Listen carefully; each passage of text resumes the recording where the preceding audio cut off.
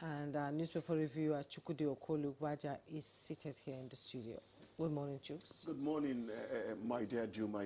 I'm almost not resisting the temptation to snuggle in there so that I'll be close to you. But we'll violate sitting arrangements in the studio. How are you? You still there? I'm fine. How are you? Good morning, Demo. I'm fine. How was your weekend? It was awesome. A rainy, beautiful rainy weekend. Yeah. He bounced in this morning. Yeah. I am your witness. You guys were lucky. Which lucky? You were lucky. I beg a 3-0 na luck. Okay.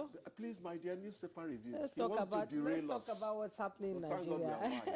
I'll begin with the Business NG, and above the masthead of the Business NG, opposition disunity handed Tinubu victory in 2027. That's Ohuabunwa. Details on page 2. 6 months to go. Only 6 banks meet CBN recapitalization targets. You find the details on page 13 on the Business NG. And just below the masthead, back to school. Parents in Lagos, Rivers struggle with skyrocketing tuition.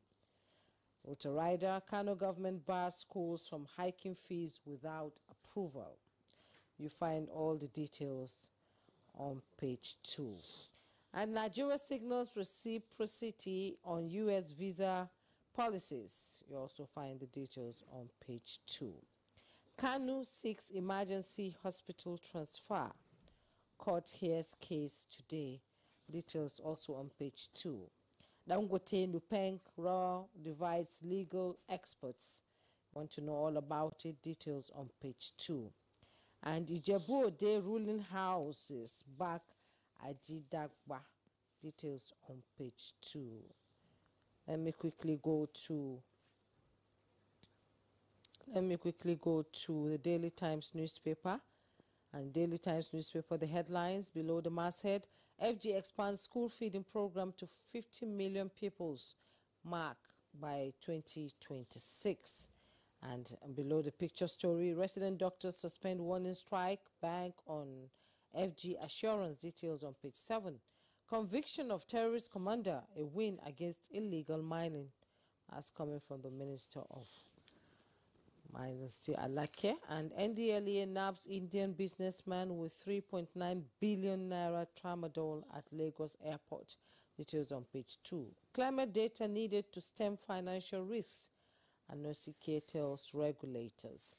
And police foil cults robbery activities in Asaba.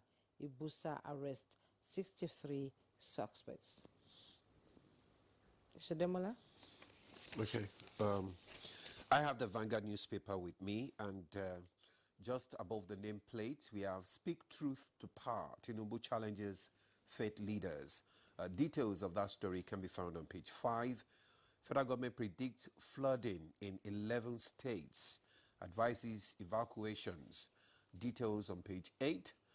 NDLEA arrest Indian, 3 Nigerians over 3.9 billion tramadol shipment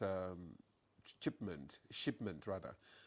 The details of that story can be found on page 6. Diamond Rich Botswana appoints Nigeria Farouk Gumel as chairman Sovereign Wealth Fund. And the major headline reads, how attendants manipulate pumps, extort petrol consumers nationwide. Details of that headline story can be found on page 21. Well, it's over to you, Chooks. Yeah, let's start with the People's News. Petrol is everybody's matter. How attendants manipulate pumps, extort petrol consumers nationwide. Yeah. You know, my friend will tell you, there are some filling stations I don't buy fuel at till I've taken a jerry can there and found out that truly 1 liter is 1 liter. I said, but you're not allowed to buy into jerry cans. I said, how do you catch them? You know? But the point is this: must you wait for enforcement to let you do the correct thing? Must you? And at a point, they were DPR there. There were some insinuations that even those from the ministry were conniving at a stage. Please, it was alleged. It was not proven. Yeah, it was not proven.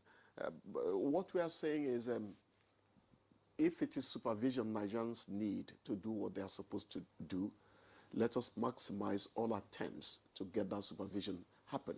But as I always say here, if a community of 250,000 people do not want to obey the law, 1 million policemen cannot enforce the law in that community. You have to meet them halfway.